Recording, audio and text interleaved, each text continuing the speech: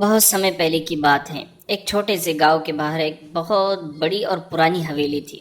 اس حویلی کی دیواروں پر کائی جمی ہوئی تھی، کھڑکیاں ٹوٹی ہوئی تھیں اور دروازے ہوا سے چلنے پر اپنے آپ چرچراتے تھے۔ گاؤں کے لوگ کہتے تھے کہ اس حویلی میں ایک چڑیل رہتی ہے، اس لیے کوئی بھی وہاں جانے کی ہمت نہیں کرتا تھا۔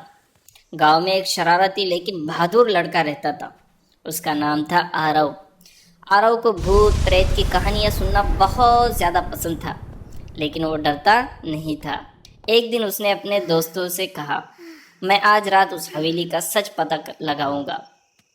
دوستوں نے اسے بہت سمجھایا، لیکن آرو نہیں مانا۔ رات کا سمے تھا، آسمان میں آدھا چاند چمک رہا تھا، ہوا تیز چل رہی تھی اور پیڑوں کی ڈالیاں عجیب سی آواز کر رہی تھی۔ آرو ہاتھ میں ٹارچ لے کر دھیرے دھیرے حویلی کے اندر گیا۔ اندر خوب اندھیرا تھا، دیواروں پر جالے لگے تھے۔ اچانک اوپر سے ٹک ٹک کی آواز آئی۔ آرو کا دل زور زور سے دھڑکنے لگا، لیکن اس نے ہمت نہیں ہاری۔ وہ سیڑھیوں کی طرف بڑھا، تبھی اچانک اس کے سامنے سفید کپڑوں میں ایک لمبی سی پرچھائی دکھائی دی۔ اس کے لمبے بال ہوا میں اڑ رہے تھے۔ اس نے کہا، کون ہے جو میری حویلی میں آیا ہے؟ ایک بھاری آواز گونجی۔ آرو تھوڑا گھبرایا، لیکن بولا، میں سچ جاننے آیا ہوں کہ آپ سچ میں چڑیل ہیں۔ وہ پرچھائی دھیرے دھیرے پاس آئی، لیکن جیسے ہی بجلی کڑکی، آرو نے دیکھا کہ وہ کوئی ڈراؤنی چڑیل نہیں بلکہ ایک بوڑھی عورت تھی۔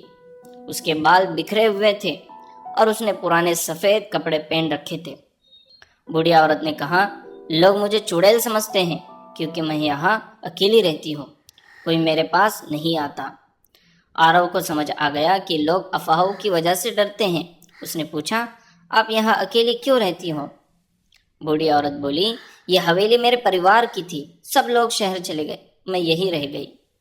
آرو نے مسکرا کر کہا، اب چڑیل نہیں ہے، میں سب کو سچائی بتاؤں گا۔ اگلے دن آرو نے پورے گاؤں کو حویلی کا سچ بتایا۔ پہلے تو کسی کو وشواس نہیں ہوا، لیکن سب لوگ ساتھ میں حویلی گئے تو انہیں سچائی کا پتہ چل گیا۔ دھیرے دھیرے گاؤں کے لوگ اس بوڑھی عورت سے ملنے لگے۔ حویلی کی صفائی کی گئی، دیواروں پر رنگ کیا گیا اور وہ جگہ پھر سے خوبصورت بن گئی۔ اب لوگ اسے چڑیل والی حویلی نہیں بلکہ دادی کی حویلی کہنے لگے۔